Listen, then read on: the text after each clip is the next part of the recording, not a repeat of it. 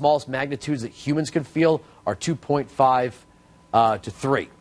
2.5, yes, 2.5. Just make sure I'm getting that right. Hugo Chavez has picked a replacement. Nicolas Maduro takes the socialist reins in Venezuela after a controversial election where he won with, get this, 50.7% of the vote.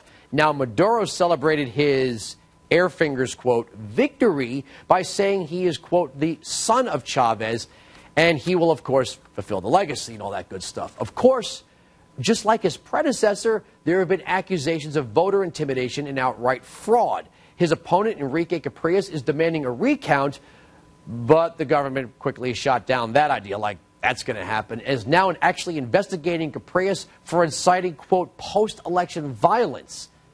Yeah, nothing says future dictator like silencing your political opponents. Maduro also dispatched the National Guard to crush protesters that took to the streets after the government refused to hold a recount, and he's even set up an anti-coup command unit. Yeah, way to treat your own people. Now, here's the thing. Maduro was barely able to hang on to power, and he ran on Chavez's cult of personality, which he now has to replace.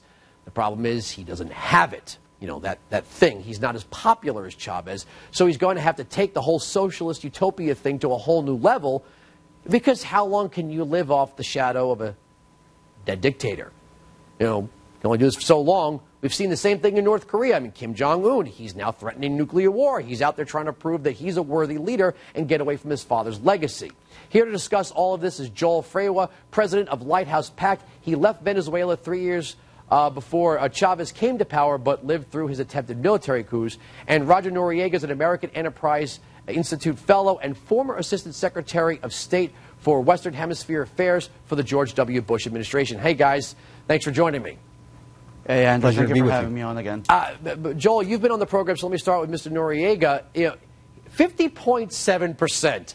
I'm sorry, that's not a mandate to hold on to power. And how confident are you when you actually have to dispatch your National Guard to put down voters who are protesting? Well, he probably knows fairly well that he could never have a recount, because my impression is that he actually has stolen the election outright. He had vast advantages in terms of money, access to the media, access the resources of the state to get his vote out, and I think he outright lost that election. And now he has to try to hold it together through intimidation. The problem is the economy's collapsing, crime, power outages, food shortages, a oil company that's been wrecked by 15 years of mismanagement and cronyism. So he can't govern, really, in Venezuela. So this is going to begin a period of instability, perhaps violence and turmoil in that country. So far, you have to give the Obama administration some credit, because they have said they will not recognize the results of an election this close where there has not been a counting of all the ballots. Joel, am I right? Well, we know that your family came here a few years before Chavez took power. Maybe they saw this coming. Right. You actually joined the United States Army and served honorably. So tell me about these pictures. Did your family really send you pictures of soldiers burning ballots?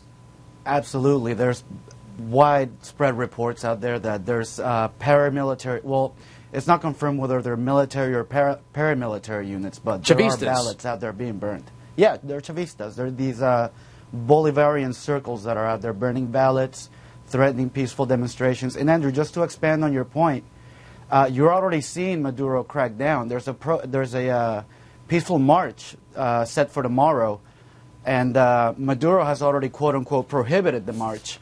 And the President of the National Assembly has said that there will be blood if this march goes on. Roger, let me ask you this. 50.7%, is that because even some of the poor people realize that when the government nationalizes oil, when the government nationalizes power, when the government nationalizes agriculture, or at least the food distribution centers that used to be stores, and they're getting less and less every year, that maybe this isn't working, that there's a cycle of diminishing results? Well, they're seeing that Maduro certainly doesn't have the charisma that Chavez has, or the competence. I mean, the guy's a laughingstock, the way he conducted himself on the campaign trail.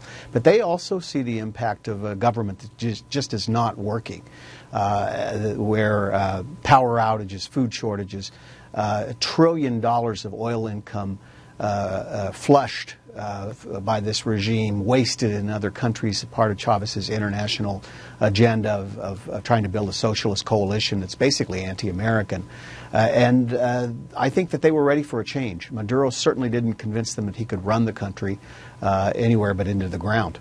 Joel, help me understand this. You and I have talked. We talked face-to-face at the Republican convention. We talked about this cult of personality thing. Your family brought you here before Chavez took power. Yeah, we've got some people that are willing to be sheep in this country, but most of us, we don't respond to the cult of personality. What is it with countries like Venezuela, and no matter how bad the government is, they still fall in love with the cult of personality? What does Chavez have that I don't understand?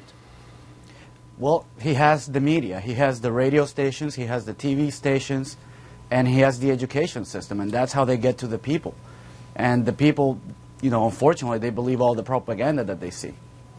It's just frightening, because if you're going to stores with bare shelves and your power is being cut, and you have explosive crime rate in these highly populated neighborhoods, Joel, what is it about this that people want more of? Well, you know, we're talking about a country here that always has seen poverty, but since Chavez took over, not only did they have more poor people, but the level of poverty got worse and worse and worse.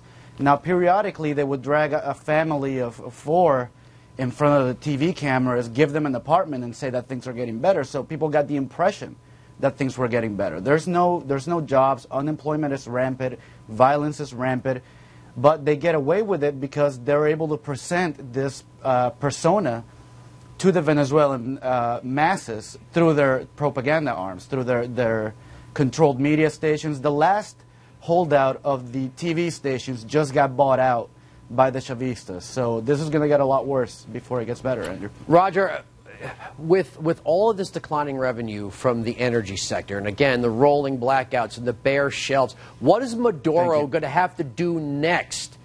Because he doesn't have that thing that Chavez has. He didn't have the popularity, so he's going to have to do something for the people to get them behind him, or at least the ones that voted for him. What's he going to have to do? Well, I hate to say it, but he's going to hold on to power through more aggressive repression. That's the only way he can do that. Note that China pumped in $28 billion in loans in the last 2 years, but the checkbook's closed now because there is no more oil to buy, because the production is 40% of what it was before Chavez took power.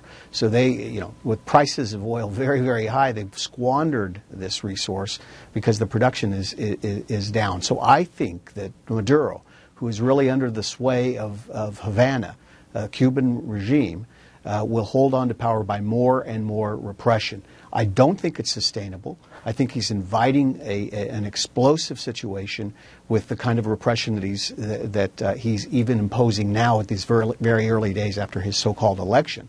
He's talking about arresting Capriles. He's had his people kill 7 peaceful protesters. This is not a sustainable situation, and it's something that we need to pay very close attention to, because they need international solidarity if they're going to fight off this kind of violent, repressive government that has no legitimacy. This is so far into Americans. Even when we vehemently disagree, the idea that you jail the guy that just challenged you to an election, and this should be a wake-up call even for American voters. When government falls to socialism and it becomes utopian and it can't deliver on its promises, it begins to run out of things. Like Margaret Thatcher said, you eventually run out of other people's money. Government becomes more authoritarian. You just said it. Nicolas Maduro's only choice is going to become more authoritarian. Very dangerous. Absolutely. And I actually think that these socialist policies consciously, this won't come as a surprise to you, consciously destroy wealth, consciously destroy the private sector, consciously destroy economic opportunity, so that they can control people more and more, and they have to use repression to hold on to power. I hope people start paying attention in this country, because it can happen anywhere. Joel, Roger, thank you so much for joining us. We are going to keep an eye on this story. Now, coming up, Jay-Z's new song takes